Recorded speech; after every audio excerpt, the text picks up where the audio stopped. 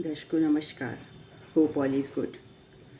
दर्शकों, आज बात कर लेते हैं केपी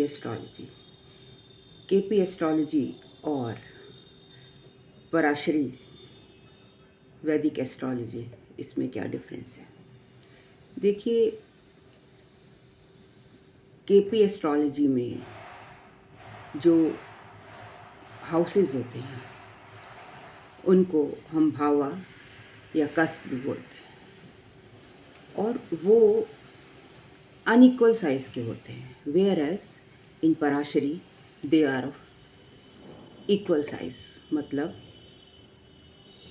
12 घर होते हैं और 12 के 12 घर इक्वल साइज में डिवाइडेड होते हैं। बट यहाँ पर एज ऑलरेडी टोल्ड कि due to the elliptical shape of the earth, जो डिवीज़न है कस्प की या भावास की, that is unequal. So prediction कैसे करते हैं। यहाँ पर 12 हाउसेस के सिग्निफिकेशन मैं ऑलरेडी आपको बता चुकी हूँ। एक वीडियो सेपरेट 2 वीडियो डाल चुकी हूँ।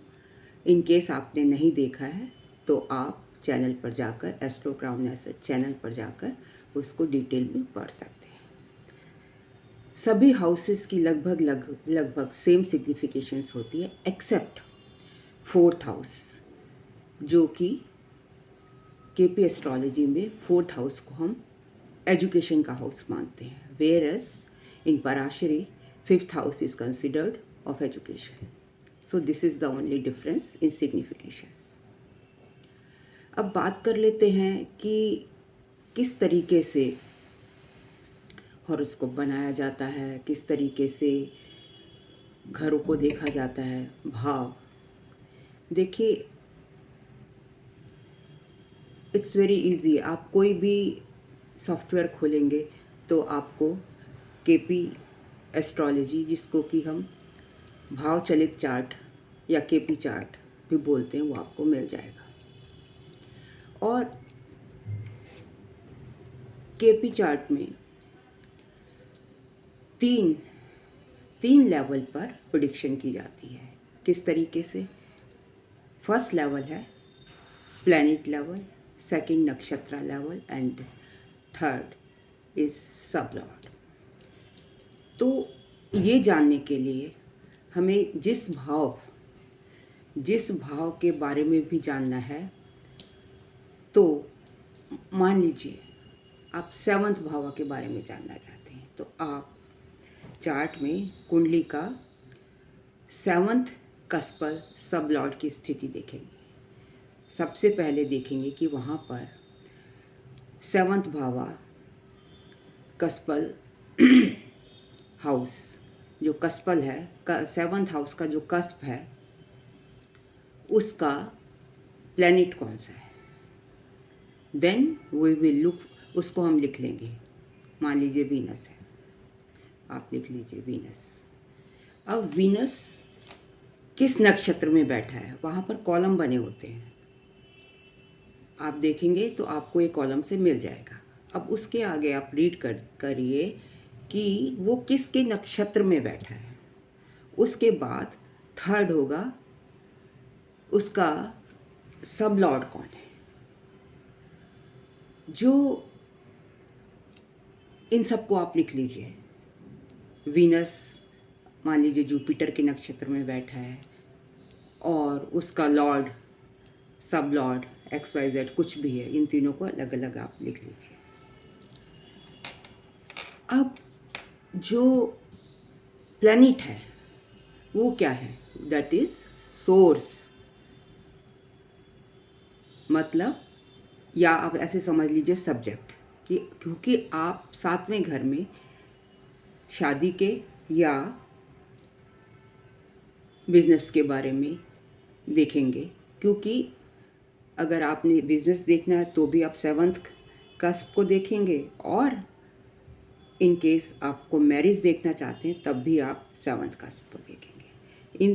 इन 7th कस्प की प्लैनेट, नक्षत्र लॉर्ड और सब लॉर्ड को 3, बस ये 3 चीज़ें आपने देखनी हैं, इनको आप नोट कर लीजिए।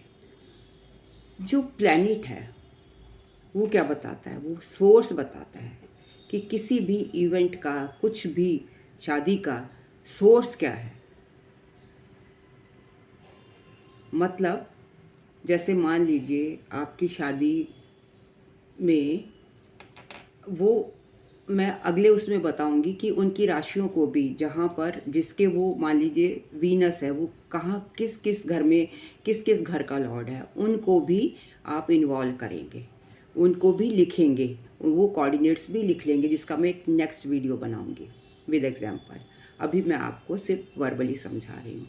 तो वो कोऑर्डिनेट्स भी आप नोट कर लेंगे कि वीनस कहाँ, जो प्लैनेट है किस किस घर को बिलोंग करता है, कहाँ कहाँ का वो लॉर्ड है।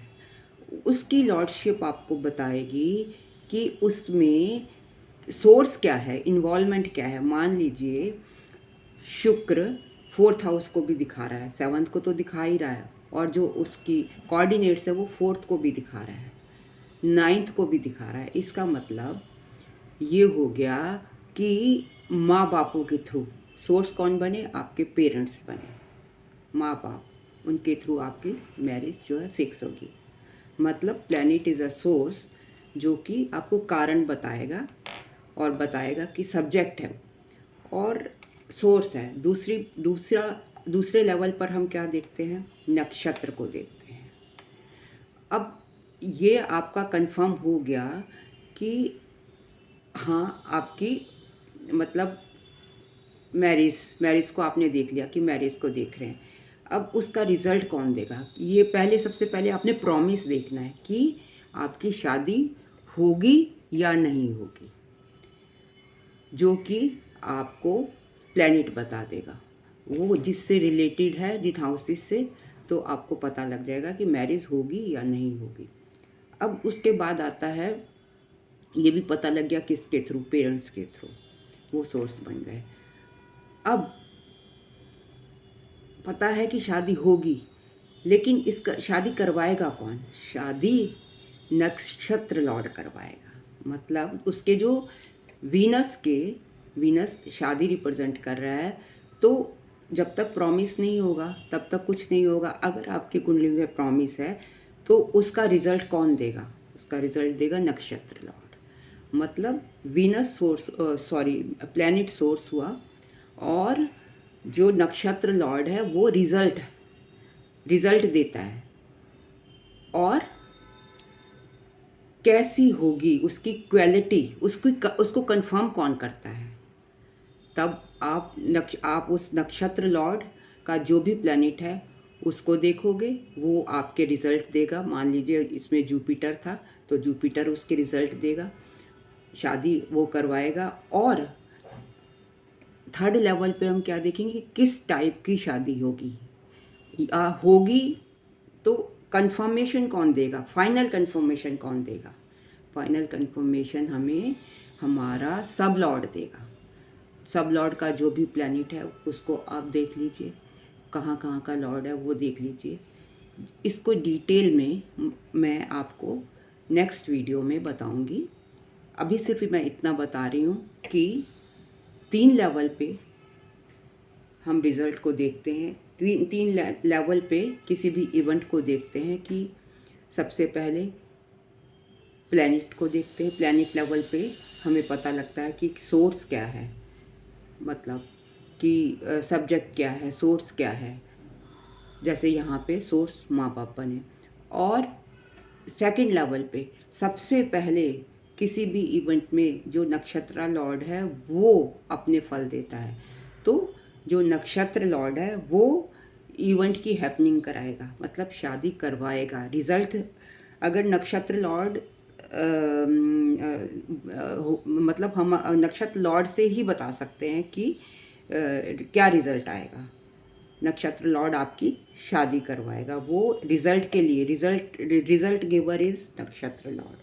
और उसकी कंफर्मेशन कौन देता है, फाइनल कंफर्मेशन, मतलब आपकी शादी का प्रॉमिस है, प्लैनेट ने बता दिया, और नक्षत्र लॉर्ड जो है वो शादी करवा रहा है।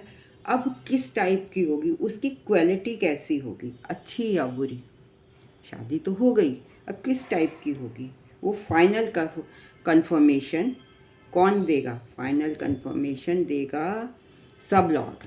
तो इस तरीके से 3 लेवल पर हम किसी भी इवेंट को देखते हैं। तो ये था मेरा analysis in very short about KP prediction. In case you like my video, kindly like, comment, share and subscribe. Thank you very much for listening me so patiently. And in case of any consultation, you can consult me at snehkapoor1812@gmail.com. Thank you very much for listening me so patiently as usual.